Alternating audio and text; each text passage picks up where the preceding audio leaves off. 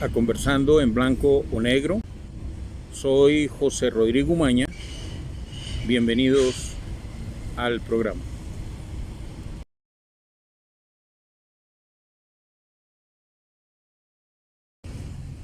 Bienvenidos a Conversando en Blanco o Negro.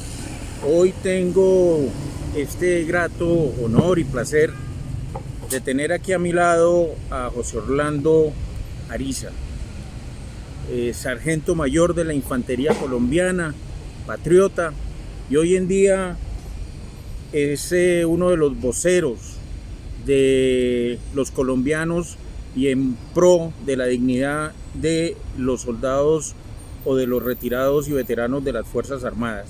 Bienvenido al programa, ¿cómo estás? Muchas gracias, ¿cómo está usted? Un placer para mí, todo un honor estar en su programa y poderlo acompañar a usted y a toda esa audiencia que tenemos a nivel nacional de este programa, que dicho sea de paso, pues es mucha la gente que lo ve, y yo he tenido el placer de mirar 2 o 3 y me gusta mucho el contexto y el entorno que le dan a los temas. Muchas gracias. Bueno, vamos a entrar un poco en el tema primero de esa importante fundación que manejas. ¿Cómo nace esa fundación? Allá en el año 2014, en Facebook, una señora publicó que al hijo de ella lo habían incinerado y nadie le entregaba el cuerpo. Estaban en pleno proceso de paz, yo estaba recién retirado y yo decidí meterme en el proceso y saqué unos mensajes en Facebook, y no pensé que esos mensajes fueran a llegar tan lejos, y recibí una invitación para ir a hablar en NTN 24 y poder hablar de la situación que estaban viviendo los soldados y los policías con todo este proceso de paz. Y en ese momento me di cuenta de la necesidad tan enorme que había de hablar por el combatiente raso, por el que está en el área, en el monte, por el que no tratan con dignidad ni respeto, por el que no está metido en las negociaciones, por aquel del que nunca hablan. Aquí hablan de darle algo a alguien, pero nadie habla del soldado, del combatiente, del que muere, el que da la vida, del que pone el oficial, del oficial que está en el área, porque creo que es fundamental entender que esa gente que está entregando todo por su patria, lo menos que merece es un trato digno, respetuoso, y eso parte del mismo momento de reconocerles lo que son como soldados, como combatientes y como patriotas, como tú lo diste. Sí, sí. Y en ese momento nace la fundación y saca unos principios y unos objetivos que comienzas a trabajar con el apoyo de la fuerza o sin el apoyo de la fuerza. No, nosotros trabajamos todo el tiempo sin el apoyo de la fuerza. Nosotros en primer lugar miramos la situación de los policías y militares víctimas. Mire, un entorno y un contexto que me gustaría que toda la gente que sigue tu programa lo vea. En el año 2014 ya la ley de víctimas, que es del 2011, estaba en su rigor, y se organiza de tal manera de que haya organizaciones de víctimas, organizaciones defensoras de víctimas, y todos los municipios y los departamentos tenían que tener sus organizaciones, y había una mesa nacional. Cuando yo llego a ese momento había una sola organización de víctimas, que era Comivic, que era la que dirigía el señor Mayor Ospina, el que acaba de renunciar como comisionado de la Comisión de la Verdad, y él me enseñó a mí todo lo que tocaba saber de víctimas. Y yo le dije a él, hombre, yo voy a hacer el trabajo. Y me fui ciudad por ciudad, municipio por municipio, localidad por localidad, a buscar militares y policías que habían sido víctimas para enseñarles cómo poder acceder a la ley de víctimas, cómo ser reconocido como víctimas y cómo hacer parte de los procesos de reparación. Llegamos hasta el punto que ayudamos a organizar más de 19 organizaciones de víctimas a nivel nacional, y nos logramos en el año 2016 colocar en la Mesa Nacional de Víctimas 3 representantes de la Fuerza Pública. 3 representantes de la Fuerza Pública en la Mesa Nacional, yendo mi organización, sí, como organización defensora de víctimas, y yendo 2 organizaciones más, una como representante de las víctimas de minas y otra en la Mesa Nacional como asesores, algo que no se había logrado jamás. Y el entorno y el contexto ha cambiado, pero la indiferencia estatal hacia los militares y policías víctimas ha sido enorme, y ha sido muy difícil trabajar en ese sentido. Y no se ha logrado nada. Se han logrado muchas cosas. Uno de los logros que se obtuvo en esa parte fue el reconocimiento en la mesa, es el poder llevar a los militares y los policías al contexto, el darse cuenta al mundo de que esto no se trata solamente de hacer el proceso de paz con la guerrilla. También hay unos soldados y unos policías que merecen ser tratados con respeto. Como víctimas. Exacto, como víctimas, el poder ser escuchados en la JEP algunas veces. En la Comisión de la Verdad fue un completo fracaso. La verdad, allá no nos tuvieron en cuenta, no nos escucharon.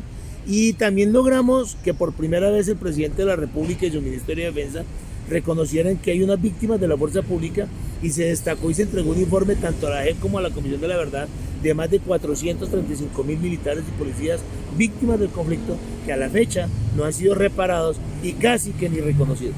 ¿Quién dentro de ese, llamémoslo así, en normativa, tiene que reparar? Ahí hay un error enorme y tiene que ver con una interpretación. La ley de víctimas dice en su artículo 3 que los militares y policías víctimas serán víctimas de acuerdo a lo que diga el derecho internacional humanitario y la reparación le corresponde al Ministerio de Defensa. Pero ahí sale la parte que todo el mundo discute y es algo muy sencillo.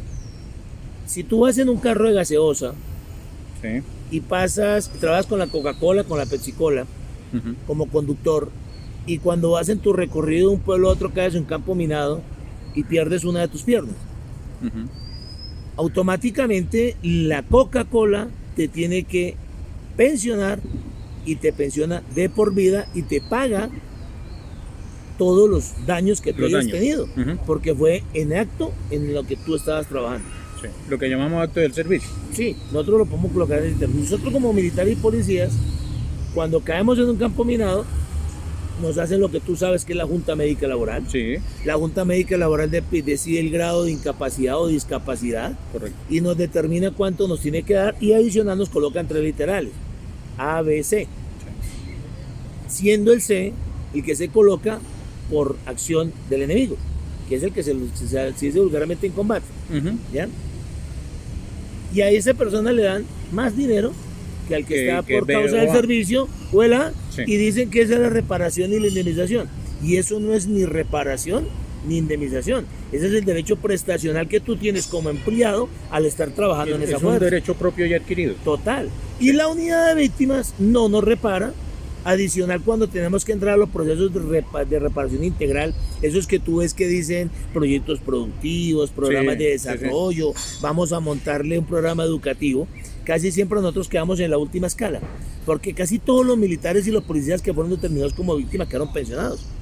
Inclusive las viudas quedan con una pensión. Entonces ellos parten de la idea de que porque él tiene una pensión no tiene por qué ser beneficiado con programas estatales y lo sacan de los procesos estatales. Hemos logrado colocar unas cuantas asociaciones con programas y proyectos productivos a través de Impulsa, a través de creo que las secretarías distritales en algunos sitios y secretarías municipales, pero realmente de la unidad de víctimas como tal, un proyecto que vaya dirigido a militares y policías no lo hay.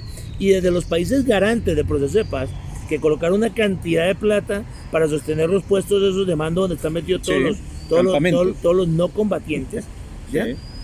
No han mandado un solo peso para reparar ni un soldado ni un policía colombiano. Y cuando pasamos los proyectos nos dicen, no porque ustedes tienen que ser los ministerios de defensa. Bueno, y comparar es feo, Orlando, comparar es feo, pero hablemos un poquito cómo reparan las víctimas de los insurgentes. Mire, aquí hay 4 clases de víctimas. La primera son las víctimas de la FARC. Esas víctimas de la FARC han tenido que pelear. Yo hago parte de FECOL, que es la Federación de Víctimas de Colombia, y tienen que pelear a brazo partido para poder que el Estado les reconozca integralmente sus derechos. Créame que el trabajo que ha hecho FECOL ha sido increíble y a pesar de eso son más las puertas que se cierran que las que se abran. Y gracias al trabajo de Sebastián, que es el gerente general, de Patricia, que está de presidente, se ha logrado avanzar muchas cosas, pero es muy difícil. Mientras que tú te vas para el otro lado... Perdóname ahí, Orlando, difícil, ¿dónde se tranca? ¿O en la unidad de víctimas, en el Impulsa, en los programas estatales, en la misma JEP, en la Comisión de la Verdad, las instituciones que hicieron para hacer el gran proceso de reparación integral son muy pegadas al otro lado. Cuando usted va a ver los grupos, y usted lo ve mucho en televisión, la gran publicidad que le dan a las víctimas de falsos positivos. Y valga la pena decir algo ahí que es curioso. Este es el único país del mundo donde se está juzgando a los militares y los policías por 6.400 casos de falsos positivos. Una cifra que no se sabe de dónde sale. No hay ningún listado que lleve a esa cifra. O sea, es más fácil encontrar la tumba de Cleopatra en Egipto, que llevan como 100 años buscándola, que encontrar los 6.400 con nombre propio aquí. Y además, que el ministro de Defensa era Juan Manuel Santos. Total. aquí hubo víctimas de falsos positivos, sí, Sí, claro. pero no los 6.400 que quieren, que quieren vender. Ahora, uno, ya es demasiado, porque nosotros como fuerza pública teníamos la obligación constitucional de velar. defender, no de dañar. Sí, y en correcto. eso estoy totalmente claro, y a los que cayeron, incurrieron en falsos positivos, Y que les caiga la dejarles justicia. todo el peso de la ley. Sí. Pero convirtieron los 6.450 en un himno, que todos repiten como loritos. Ujú. Usted ve los estudiantes, es que los 6.400, ¿sabe qué es lo más curioso? La mayoría de esos muchachos que están llorando por los falsos positivos, muchos no tenían ni siquiera 10 años cuando no. esto supuestamente Eran sucedió. infantes de tetero que vinieron ahora a ser adoctrinados por esta secta que está imponiéndose no solamente en Colombia, No, sino y le a nivel coloco, global. tú dijiste que comparaba malo, pero entonces Sí. vámonos para el otro lado. Las Sí. otras víctimas son las víctimas del Estado. Sí, Y entonces cuando usted ve las víctimas del Estado que son lideradas por Alviro Restrepo, que hoy está en el Senado en su principal cabeza, cuando usted ve las víctimas del Estado lideradas por el Movice, que es una agrupación que nace desde el contexto de Iván Cepeda, correcto. y que Iván Cepeda la fortaleció, ellos sí han recibido de todo tipo de invitaciones, procesos, proyectos, plata internacional. Es más, muchas de estas personas que estaban en esa organización están hoy trabajando en la JEP, en la Comisión de la Verdad, en la Unidad de Desaparecidos, y cuando usted vaya a hablar de militares y policías, Ahí lo paran. le arrugan los ojos, le ponen peros y lo mandan para el Sí, carajo. claro. Sí. Esa es una situación que se presenta, Orlando, acá, no solamente en Colombia, digámoslo. Yo veo una diferencia en Perú. En Perú yo veo una gran diferencia dentro de lo que es la institucionalidad, y las Fuerzas Armadas se han puesto firmes ante estos gobiernos de izquierda. Pero hablando de Colombia, ¿qué es lo que nos concierne ahora, o de esta influencia que tiene el gobierno impuesto actualmente? Decías algo hace poco: nos están cambiando, nos cambiaron, nos están enterrando, nos enterraron. Sí, mire, nosotros estamos catalogados a nivel mundial como una de las fuerzas militares mejor entrenadas del mundo. En cualquier lugar nosotros vamos y hablan del colombiano, hablan como el mejor combatiente. Sí. Tanto es así que precisamente países como Kuwait prefieren contratar a soldados colombianos para sus ejércitos que soldados de cualquier otro país del mundo, Sí. por su profesionalismo, por su preparación, por su audacia, por su temeridad. Inclusive en Ucrania han llevado soldados colombianos. Y mire, nosotros somos, y yo lo digo de esta manera, somos el único ejército del mundo que ha evolucionado a partir de las derrotas, Entendiendo la derrota. entendiéndolas y comprendiendo que los pensum académicos y los vademecum que nosotros teníamos para combatir a la insurgencia, para vivir la guerra, todos los días tenían que cambiarse. Sí. Nosotros tuvimos que aprender a luchar contra las minas, tuvimos que aprender a luchar contra la rama de hechizas, tuvimos que aprender a luchar contra las tomas de población, tuvimos que aprender a luchar contra el secuestro masivo, Contra el terrorismo. nos volvimos expertos en desactivar bombas y nos hemos vuelto expertos en el combate cuerpo a cuerpo. Mientras las otras naciones del mundo se tecnifican a través de misiles, tanques, De armamento. aviones, nosotros no hemos tecnificado en nuestros hombres. Sí. Yo creo que el mayor activo que tiene la fuerza pública es el hombre que tiene a cargo esos soldados, ese policía, y sobre todo la forma que tienen de operar. Las operaciones, la audacia. Es más, yo me comparo siempre con MacGyver. ¿Se acuerdan de MacGyver? Sí. Nosotros de la nada sacamos una operación y de la nada logramos un resultado. Y el éxito, ¿no? Cuando usted empieza con un gobierno como esto a decirle de salida, poniendo la mano duro sobre la mesa y golpeándola, aquí mando yo, y echa 55 generales en el ejército y echa 52 en la policía, y luego les dice, pero es que no es lo que usted quiera, es el que yo quiera, saca a fulano, saca a sultano, saca a sultano. El mensaje que le está diciendo a todo el mundo es, te pones a fregar y te echo. Sí. Sí. Aquí tú no tienes derecho a hablar. Es una actitud con resentimiento y con odio social, ¿no? Exacto. Pero algo muy importante que has dicho en tus comunicados, y que yo que sigo las redes y les aconsejo seguir mucho las redes de Orlando, porque son mensajes claros, puntuales, y que contienen algo que es supremamente importante hoy en día: la verdad. Esa verdad que no pueden tergiversar ni por comisiones ni por que cambien la justicia. La verdad es la verdad. Pero hay algo que decías ahora, desintegrar las Fuerzas Armadas.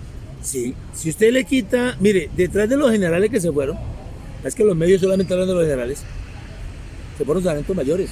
Sí, claro. Sí, sí. Le quitaron la experiencia a las Fuerzas Armadas. Se están yendo muchos patrulleros. Abrieron la puerta para que el que se quiere ir se vaya. Y adicional, están vendiendo algo que es supremamente peligroso. La lucha de clases dentro de la fuerza militar. Están buscando que el soldado aplauda decididamente porque le hacen daño a un general y lo echan. Sí. ¿Acaso no nos damos cuenta que ese general que llegó a general después de 25 o 30 años de ejército empezó siendo subteniente? Empezó luchando al lado del soldado. Muchos de ellos fueron soldados. Yo fui soldado regular y después de un año de ser soldado regular me volví suboficial. En la infantería de marina. Claro. Entonces no es que allí sea que tiene que ser todos iguales, todos parejos, sino que cada uno estudia para algo diferente. Y el generar esa lucha de clases, haciéndole pensar al soldado que le estamos dando duro al generalato, pero yo voy a comer con los soldados, queda como el ambiente, hágale, sí. Acabemos con los generales y ustedes, decía alguien hoy algo que es verdad, vamos a quedar con unas fuerzas militares de generales, de oficiales subalternos y suboficiales, porque ni los soldados ya los quieren dejar prestar servicio. Y si no hay soldados que prestan servicio, no hay soldados profesionales, porque acuérdense que los soldados profesionales nacen después de haber terminado de prestar el servicio militar, claro. ¿Sí o no? Y ya no habría soldados profesionales, pero tampoco quieren generales, y entonces, ¿quién va a quedar en el Estado? ¿O es que ya no queremos fuerza pública? Yo creo que va un poquito más allá, y la historia comenzó hace muchos años en otros países, y aquí la estamos repitiendo, pero con más fuerza, más acelerados. O sea, es un gobierno que lleva apenas 20 días, Orlando, y en 20 días ha hecho lo que en Venezuela no pasó en 4. Un amigo mío me dijo ayer, yo no me atrevo a decir tanto, pero él lo dijo. Petro ha logrado en 20 años, 20 días de presidencia, todo lo que soñó durante sus años de guerrillero. Imagínese usted, el sueño y el delirio de cualquier hombre en su versión es dar de baja a un general. Y dio de baja 100. Y sin una bala. Sin una bala. Está desmantelando la forma de operar. Le dijo a los militares y los policías, ya no bombardee, porque si hay un niño usted no puede bombardear. Sí. Ya le dijo a los militares y los policías, no erradique, porque es que esos pobres cocaleros tienen que vivir de algo. Sí, vamos a hacer una asamblea cocalera, vamos a sentarnos para que se acabe el servicio militar obligatorio. Pero ve más allá, Orlando, ve más allá, Orlando, ya los subordinó a los alcaldes. Ahora salen con el cuento de que si el alcalde nombra un PMU, entonces la fuerza militar no puede operar. Yo te coloco este ejemplo. En este país que es el Sagrado Corazón de Jesús, donde hemos visto tantas veces del Sagrado Corazón, yo creo que donde hemos visto abandonó. Tantas veces alcaldes y gobernadores, inclusive tuvimos un presidente, no voy a decir quién es porque me demandan, al que los narcotraficantes pusieron en el poder. Claro que le decían y que ¿cómo le decían? El elefante. No digo quién el 8000, es. El 8000, no digo quién es porque es mano derecha de mucha gente hoy. O nos pueden censurar el programa. Sí, nos lo censuran. Imagínate tú un alcalde o un gobernador con el mando del PMU que llegue y le diga a los militares y a los policías: hay una situación de orden público y necesito que me despejen este área de aquí y aquí no me coloquen retenes y no quiero militares en esa área. Al antojo. Y eso sea para sacar coca, claro, para cometer actos criminales. Claro. Y a eso agrégale, Orlando, la creación de 2 departamentos nuevos, ¿no? Entonces, el departamento del Pacífico y el departamento del norte de Santander. Y adicional, Santander. Recuerda algo que es verdad. Hay algo que están pasando por la baja. La Constitución Política de Colombia. No, o sea, ya hace rato de la pasaron. Y la Constitución Política de Colombia dice quién es el encargado de qué. Sí. Que el encargado del orden público no es el alcalde, es el presidente de la República. Es que ahí es donde viene quitarse la responsabilidad de los hechos, ¿no? Estos 22 días, ¿cuántas masacres llevamos? Llevamos hasta la fecha contadas 19. Imagínate, 19 en 20 días. Más de 70 muertos. Y hay un silencio total. Porque es que resulta que como estas masacres ya no las está contando Bolívar, ya no las cuenta Coronel, ya no las cuenta Cepeda ni el Movice, a este señor que ganó por la Alianza Verde, Ariel, tampoco las está contando, porque ya no las necesitan como rédito político. Esos muertos ya no existen. Y los bodegueros tampoco están trinando. No, esos muertos ya no existen. Ya no es importante para ellos porque ya hicieron el daño. El daño ya lo causaron pero más que daño, la influencia en la sociedad ya le hicieron también. El problema que tenemos en nuestro país, el problema más grande que tenemos en nuestro país, fue que nos cambiaron la narrativa. A otros nos cambiaron la forma de hablar, De pensar. con los jóvenes, les vendieron que este es un país fracasado, les vendieron que aquí la gente está aguantando hambre en todos lados, les venden que aquí hay abuso de poder, que hay narcotráfico, que es un narcoestado, les vendieron que nosotros somos los mayores violadores de derechos humanos. Y cuando usted se pone a analizar todo el contexto real, no es verdad. Lo que pasa es que nos trabajaron a través de la psicología inversa. Entonces, el hoy impuesto mandatario hablaba del golpe que le estaban dando, y el golpe lo está dando él. Él toda la vida habló del golpe de Estado. Pero lo está Y el dando golpe ahora. de Estado, y el golpe de Estado, y el golpe de Estado, y el golpe de Estado lo dio él. Él es el que está desmantelando la fuerza pública. Todo. El que con la Constitución y con las leyes que tiene y la planadora que montó en el Senado está buscando darle un golpe de Estado directamente Totalmente. al país desde la parte legal y legítima, que es lo más difícil. Desde la parte democrática. Y lo están haciendo democráticamente bien. Sí. Y eso también hay que reconocérselo.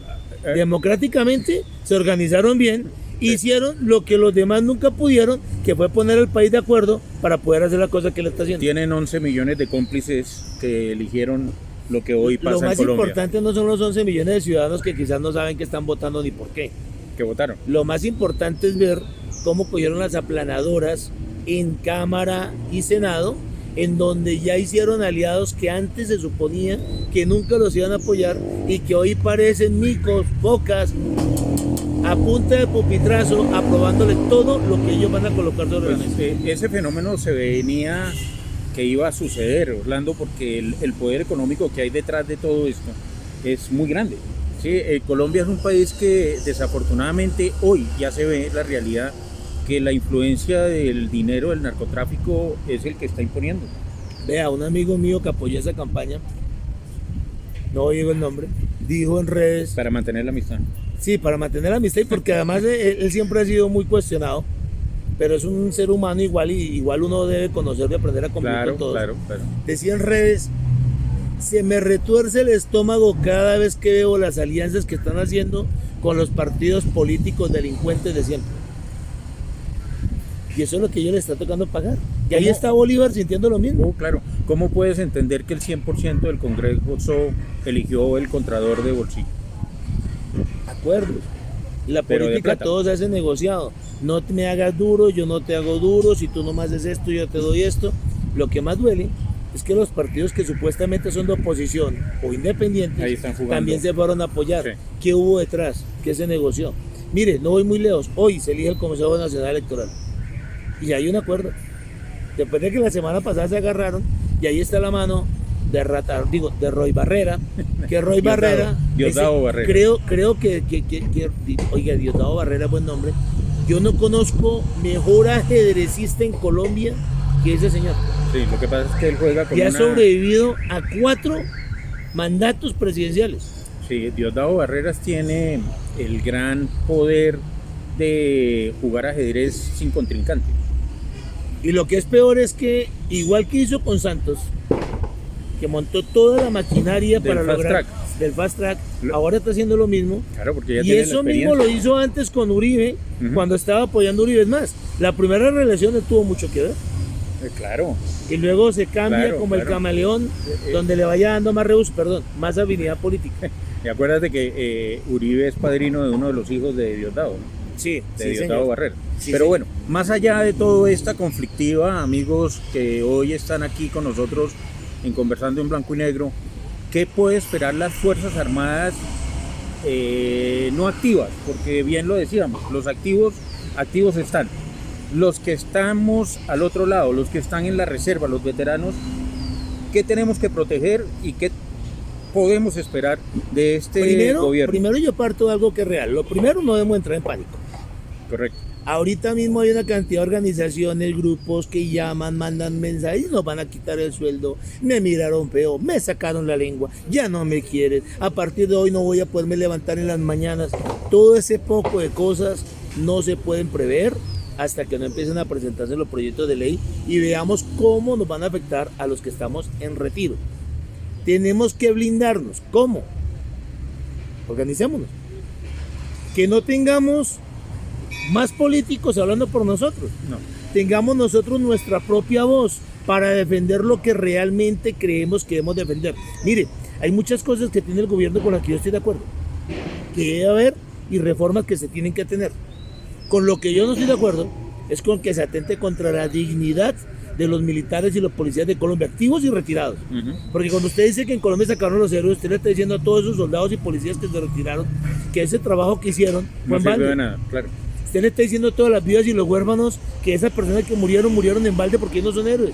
Y si usted maltrata la dignidad de ellos diciéndole que son los generadores de falsos positivos y que son los culpables del 80% de los males del país, como lo quiso hacer la Comisión de la Verdad, eso atenta contra la dignidad de los militares y policías. Ahí donde yo le digo ¿Y a los cómo nos militares, defendemos? Orlando? organicémonos. Pero Tenemos que organizarnos. Mire, el protagonismo es mayor a la organización. no. Vea, el problema que tenemos es que no hemos sabido, uno tiene que aprender de los demás. Sí. Aprendamos de la izquierda. La izquierda tuvo una organización que parte desde el manejo de las masas. Creó ONGs que se encargaba de difundir y divulgar todo lo malo o bueno que pasara, de tal manera que cambiaron la narrativa desde las ONGs. Sí, sí. 2, organizaciones de control permanente para poder denunciar, demandar, gente que haga veeduría, que controle los presupuestos, que verifique qué está pasando, por qué está pasando, que controle las leyes, que verifiquemos qué artículos están llegando al Senado, a la Cámara, para poder uno verificar si esos artículos verdaderamente nos afectan o no por chismes, sino por estudio jurídico, que podamos sentarnos con unos 2, 3 abogados constituyentes y poder analizar la viabilidad de cada uno de esos procesos, verificar en las cortes qué está pasando con la fuerza pública, empezar a hacer una oposición inteligente. ¿Qué es oposición inteligente? Dejar de hablar carreta en WhatsApp y ponernos a estudiar juiciosamente con argumentos y cada decisión, cada situación, cada cosa que pasa en el país, colocarla en contexto, hacer análisis y difundir, pero con criterio, no con barrabasadas ni con estupideces. Aquí no se trata de llamar a hacer un golpe de Estado. No. Aquí se trata de llamar desde la defensa democrática, desde lo que nos da la jurisprudencia, desde lo que nos da el legislativo, control político a un Estado que ganó unas elecciones y que nos toca verlo desde ese punto de vista. Correcto. Sí, no, el criterio y el argumento son fundamentales para este proceso y para la unión de los colombianos, porque si nosotros mismos nos dispersamos. Pero usted me decía algo ahorita que yo le cojo la caña. Si no hemos podido que la oposición se ponga de acuerdo, y ya tenemos 35 organizaciones de supuesta oposición, y solamente por una marcha que se va a hacer el 26 de septiembre, que debería de ser de todos y por todos, porque creo que todos debemos salir a la marcha. Mire que no estoy en contra de la marcha. No. Pero están agarrados por ver quién es el protagonista del paseo. Entonces no va a funcionar. Sí. Y nos va a pasar como la marcha que sacaron en agosto, después de la posesión del presidente, que llegaron 20 personas a una plaza, creo que fue el 6 de agosto. Llegaron 20 personas a una plaza, no llegaron más. Necesitamos desorganizarnos con criterio. Necesitamos que cuando se hagan debates en el Senado por una ley, los senadores que estén en oposición, cualquier partido que sea que esté en oposición, no esté solo. Que en las barras esté la gente y la ciudadanía apoyando. El apoyo. Que se vea la pancarta, que se vean los anuncios en televisión, en radio, que podamos salir en RCN, Caracol, Radio Nacional, en tu programa y decir qué pensamos y qué opinamos. Pero si solamente nos ponemos a mandar mensajes de WhatsApp, hay un grupo de sargentos, amigos míos, que están en un grupo mío de WhatsApp. Y todos los días hay un sargento que dice, y no tuvimos derecho ni a comprar vaselina. Bueno, y apenas estamos empezando. No, y nos va a doler. No jodas, si sí, nos claro. quedamos en ese sitio. Es que hay un sector colombiano que cree que con trinos esto cambia. No. Esto con trinas. Hay un sector político que también trata de meterle más candela a una olla express, que esta olla express está asizando cosas que pronto no son. Exactamente. Mire, empezaron a hablar mucho de la reforma política, de la reforma que le iban a hacer la registraduría, el consejo electoral y todo lo demás. Pero poca gente tomó el trabajo de leerlo. Llegaron hasta el punto de llegar a decir que era que Petro se iba a reelegir, que estaba hecho para eso, pero no la leyeron. Entonces hay que leerla para poder debatir con criterio los artículos que no nos convienen, como el voto digital, como la forma de que quieren reformar la registraduría y el Consejo Nacional Electoral para darle poderes autónomos a la registraduría. Hay que verificar lo que tiene que ver con los procesos de elección como tal, en qué se va a cambiar el fundamento, qué formatos cambia, cuáles no cambian, en vez de ponernos a meternos en contexto de chismes que no llevan a nada. Ese es el problema nuestro, y tanto vos como yo, que en algún momento, por muchos años, respiramos patria de nuestro cuerpo, ¿no crees que falta patriotismo? Es que el patriotismo ciego y sin razón y sin conocimiento es fanatismo. Okay. Lo que necesitamos es tener un patriotismo lógico, fundamentado, que le permita a la gente entender que una cosa es ser patriota, pero es mucho más importante tener el conocimiento de por qué peleo, para qué peleo y sobre todo, qué defiendo. Porque si tú no tienes clara esa vaina, tú te puedes enrollar en la bandera y ponerte a llorar, pero no sabes por qué estás llorando. Sí, y esto no es un partido de fútbol de la selección para llorar porque perdió por penaltis. Total. Aquí se está... En Colombia el patriotismo se confundió tanto que piensa que ser patriota es solamente cuando juega la selección Colombia. Claro, la camiseta. Si tú vas hoy en día a cualquier evento nacional de carácter público, y a mí me da risa cuando yo voy a esos eventos porque si te has dado cuenta, mi voz es muy gruesa y yo hablo muy duro. Entonces suena el himno nacional. Adivina cuál es la única voz que se oye cantando el himno nacional. Como yo hablo durísimo, el "oh gloria", todo el mundo queda mirando y me dice, uy, ese man quién es, está loco o qué. Y lo que estoy es cantando el himno nacional de mi país. Bueno, así amigos, ya casi llegamos al final de este programa que tiene mucho tema y no es la primera vez que Orlando va a estar aquí con nosotros. Estos son tus micrófonos, Orlando, estos son los micrófonos y esta es la audiencia a la que queremos de una manera u otra hacerle llegar un mensaje claro, fundamentado en la verdad, en el conocimiento y en causas lógicas. Para terminar, Orlando, esta audiencia, un mensaje como los tuyos. Si eres patriota, si quieres defender a tu país, entiende que esta vaina no se hace detrás del Twitter y detrás del WhatsApp. Hay dos formas de defender la patria. Uno, aportemos ideas, aportemos conocimiento, analicemos cada una de las cosas que está sucediendo. Y dos, apoyemos en las calles. A esos líderes que salen con la razón, a esos líderes que están hablando fuerte, a esos líderes que defienden verdaderamente la dignidad del país, hay que apoyarlos. No podemos seguirnos dejando meter en la narrativa, porque aquí se ha vendido la idea de que el más chico tiene que mandar sobre el más pobre. Y entonces con el cuento de las minorías, las mayorías nos hemos vuelto silenciosos. Por el miedo de que nos ataquen, de nos hagan marchas, nos tiren una piedra, entonces ya decidimos que las minorías tienen el poder. Quizás ellos son más dañinos, más bullosos y de pronto hacen más alboroto. Pero nosotros, si nos lo proponemos, podemos tener más voz, más criterio y dar ejemplo. Es momento de organizarse. Hoy en día las fuerzas militares en retiro y la policía en retiro ha organizado algo que se llama la Fuerza Púrpura, donde estamos llegando todas las organizaciones de las fuerzas militares, ya vamos más de 50, donde nos sentamos a hablar de temas cruciales del país, estudiando cada uno de los derechos, estudiando las reformas, estudiando los decretos, los proyectos de ley, para poder saber qué es lo que verdaderamente sirve y qué no sirve.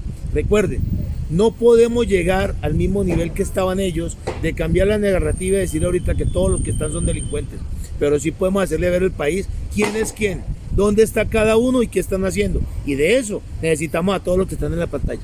Muchas gracias, Orlando, por haber estado acá, y a ustedes muchas gracias por la audiencia. Nos vemos en un próximo programa de Conversando en Blanco o Negro. ¿Puedo echar la cuñita final? Dale. La cuñita final. Afíliense a la Fundación por la Dignidad de los Seres de Colombia al 320-495-0075. Ahora se los ponemos aquí en pantalla para que se afilien. Trabajamos para que los militares y los policías tengan un trato digno en su parte de atención a víctimas, en su parte prestacional. Tenemos un grupo jurídico que se encarga de atender todas las necesidades e inquietudes y les ayudamos también en toda la parte que tiene que ver con nuestro sistema de salud. Recuerden, todos los derechos son viables, todos los derechos son posibles, pero tenemos que unirnos para saber luchar por ellos. Los espero en la Fundación. Despertando patriotas, Colombia se construye y no se destruye. Muchas gracias.